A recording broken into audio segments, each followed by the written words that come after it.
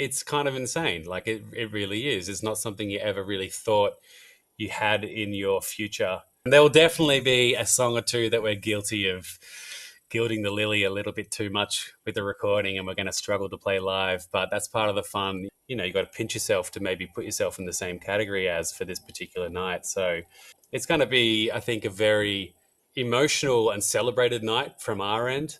And it feels like the response so far online from fans of the band and is that they're really there to celebrate with us that same feeling.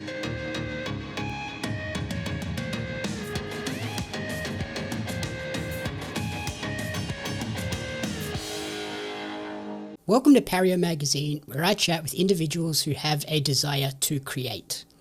Today I'm joined by a member of Australian indie alternative band who has just awoken from a period of hibernation by announcing their first ever show at the Sydney Opera House Forecourt. Welcome to Pario, Boy and Bear's Killian Hart. Hello. Good to be here.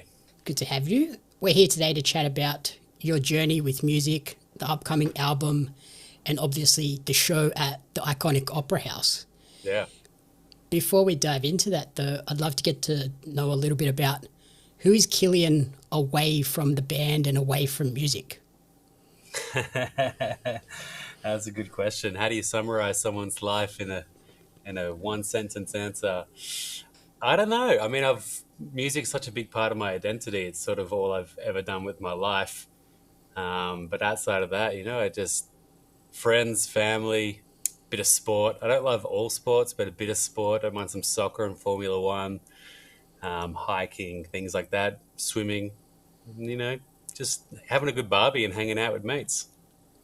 Perfect. Getting into that nice time of year for all of that sort of stuff now. Yeah, it's starting to feel more positive now the sun's out and the weather's good. Yep. Yeah, it's not freezing cold all the time, which is nice. Totally. So I mentioned in the intro, Boy and Bear have been on a bit of a hibernation period in terms of album releases, with the most recent release coming in May of 2023. What has been happening with the band during that time? Quite a lot, I guess. So every record we do takes a long time to write the songs. Some of these, we probably spent the better part of 2 years collecting a bunch of ideas, writing them, recording them, demoing, re-recording them, listening back to them. And then we also often search through like our Dropbox and everyone's own, computer drives and just find old demo ideas. And there's even a song on this record that actually started almost 15 years ago, an idea I wrote about 15 years ago. I found it and showed the guys, and then, turned into the song called All These Years that's going to be on the record. And so we've just been spending our time just going through the process of piecing together all the songs and what the sort of flavor of the record will be.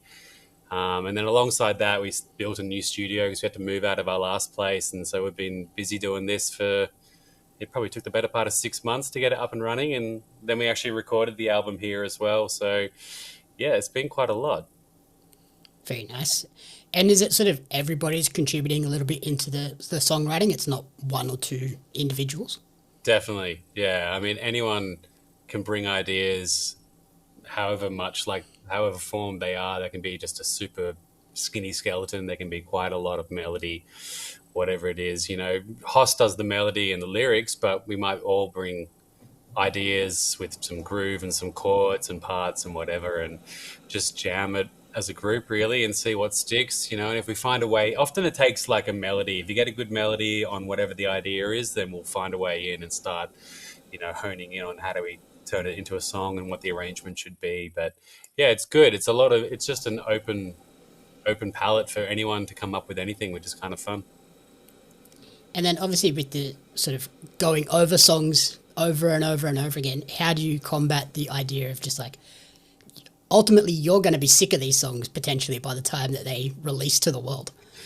Yeah, that's always a funny one. It's like the songs are new to everybody else, but to us, some of them are very old. And we've been, a lot of the songs, again, we probably found a few demos from the previous record. So we're talking songs that were written 5-6 years ago, but never saw the light of day.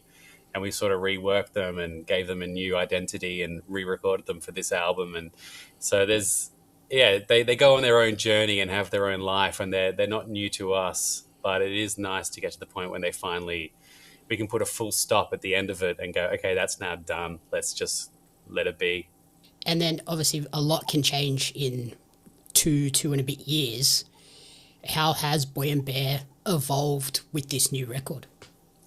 Yeah, it's been funny. I feel every time we start an album, there's this process we go through where we feel like we have to learn how to write a song again, especially if we've been touring for a year or so and had time away from the studio. It feels like those first few ideas we end up working on are pretty average, to say the least. So we went through a phase of doing that. Since getting this studio, though, whenever we're not on the road, we're always coming in and writing songs. So we're having more of a consistent sort of writing pattern, which I think has meant that it felt like the strike rate of songs that are acceptable to show to people is higher than it used to be.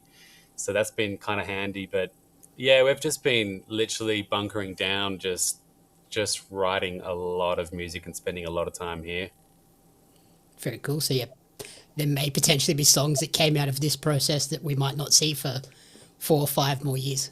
That's exactly it. Yeah, like each record, there's probably upwards of 30 demos that we've brought and tried to turn into songs. And whether they happen for this album or another one in the future, only time will tell. But yeah, that could be the case. And then two of the songs that have made it out into the wild already are Where Does Life Begin and Vertigo. Are they sort of the best examples for people to get a glimpse into what this new version of Boy and Bear is going to be? I think it will take a number of songs before people get an idea of the album. We found it quite difficult to know what songs to lead with because there's probably three or four distinct flavors that are on the album, and there's a couple of songs that fit in each of those worlds. So the next single we release will probably be a slightly different world again. But those two felt like the most upbeat, fun, sort of positive kind of songs we had. I think Where Does Life Begin has some darkness still to it, but there's a consistent through line across the record of positivity, which has been really fun and different for us to write because we're usually suckers for melancholy and a sad song. So that's probably the best snapshot that we could come up with to sort of give an idea of what the rest of the record might be like. Yeah, I spoke to a musician for the last issue of the magazine. They were talking about how sometimes when you're sitting in a studio writing by yourself, it's very easy to get sucked into that sad song cycle. It's a vortex. It's like, oh, I've written another sad song today. I kind of like it as much as the last 50 I wrote, but yeah, it's definitely a thing. But then if you get everyone else in the room, like if everyone else is here, I think you can sort of not get as heavy and enjoy a little bit of lightness. So it just depends how the day goes. And then without sort of giving too much away for the record, what was the biggest inspiration for this record? I feel like it sort of ebbs and flows, but the consistent thing I think we've had throughout every record we've done is making sure it feels like the band's performing. And we do a lot of performance. We've always done that with our records. We enjoy playing live. We enjoy recording as a group, at least a large chunk of a song recording playing at the same time as the other guys. We did less of that this record just because we were still setting up this studio and some limitations there. But we spent a lot of time making sure it still felt like, even on the songs that we ended up not recording all at the same time, that it felt like we were. So just not editing things, letting people's performance and their groove and their pocket come through. So I always find music that's too processed or heavy-handed with the editing sometimes can lose its life, and we've always been big believers that performance that we give is an idiosyncratic part of how the song translates and how it feels when you listen to it. So that's probably been the biggest thing we just had to focus in on, which was how do we make sure we still have that element of, imperfect music that sways and moves because it needs to sway and move at the right time. And I guess that also leads us into the December 14th show at the Sydney Opera House Forecourt. If the songs are overly produced, you're kind of putting a rod in your own back of how do I now go and perform these live. That's totally the case. And there will definitely be a song or two that we're guilty of gilding the lily a little bit too much with the recording, and we're going to struggle to play live. But that's part of the fun. We've never had backing tracks and things like that. And that's okay if people do. It just hasn't. We love performance so much that we found whenever we tried something like that, it just held us back in the rehearsals. And we're like, let's just get rid of that. So often we spend a lot of time reworking the song. So even if there's a certain part that was recorded on keys or recorded on guitar, maybe somebody else in the band needs to play that part on a different instrument live, just so it still translates. So we'll spend a lot of time piecing together what are the key sort of ingredients for each of those songs, who's going to play what part, and let's just then rehearse it till we get it feeling good. So yeah, it'll be fun. It's going to be obviously an exciting show for us to get up there and do it, but there'll be a lot of work just sort of, getting each of the songs to feel like they work in a live setting. And then obviously being at the Sydney Opera House, the Forecourt, an iconic place to play music in Australia. How special is it as an Australian band to be able to headline a show at that venue? Yeah, I mean, it's not something I will, I'll probably understate it. It's kind of insane. Like it really is. It's not something you ever really thought you had in your future. We were fortunate enough to play a couple of shows in the concert hall about maybe 10 years ago now, which was insane. That in itself was a moment where I was like, wow, I just didn't see this ever happening in my life. But to play the steps and the kind of artists that have played that exact same location before us is a certain caliber that's kind of, you got to pinch yourself to maybe put yourself in the same category as for this particular night. So it's going to be, I think, a very emotional and celebrated night from our end. And it feels like the response so far online from fans of the band and is that they're really there to celebrate with us that same feeling. So it's going to be, it's going to be very special. Plenty of sort of friends, family, people with cameras and stuff coming along to document it for you. I'm sure there will be. My dad was like, oh, I wonder if maybe we should come along to this one. I was like, no, Dad, you've definitely got to come along to this one. Like it's not going to happen again in our life. Yeah, this is one not to skip, please, Yeah. Dad. Please, like, don't go to the pub. It's all right. You can go there any week. In terms of the show itself, what can people expect from this concert? Is it going to be focusing on the album, or is it kind of a more holistic journey of Boy and Bear?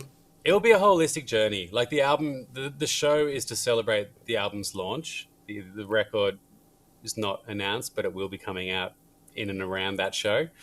So it is an album launch kind of show, but the emphasis of the night for us feels like a celebration of the journey, particularly everyone who's been there from the start. We've got so many fantastic loyal fans who continually turn up at shows that I start to recognize all their faces, which is kind of interesting.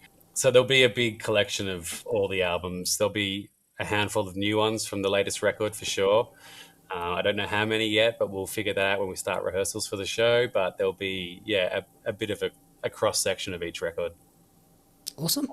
So finally, tickets for Boy and Bear at the Sydney Opera House Forecourt on December 14th are available now at sydneyoperahouse.com. But outside of that, where is the best place for people to support you and track your creative journey moving forward? Everything you might want can be found on the website, boyandbear.com. So you can head there for anything, including tickets, merch, vinyls, whatever you need. So that's definitely a spot to go to. But it's only if you want to. To be honest, you could just send us a message on social media and let us know that you're liking a song, and that's just as powerful, to be honest. Brilliant. Alrighty, thank you so much, and good luck with such an amazing show for an Australian band. Yeah, thank you very much. Appreciate it.